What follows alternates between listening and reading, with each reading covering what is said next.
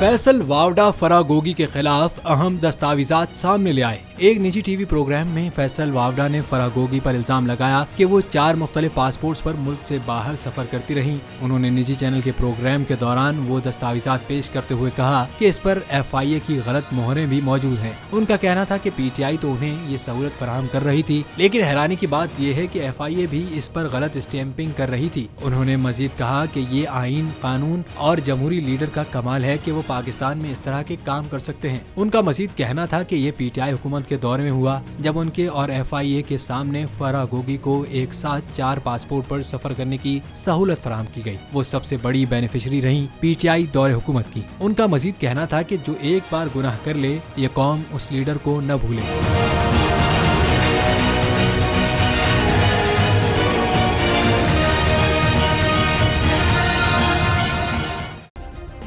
Subscribe करें और bell दबाएं ताकि कोई खबर रह न जाए।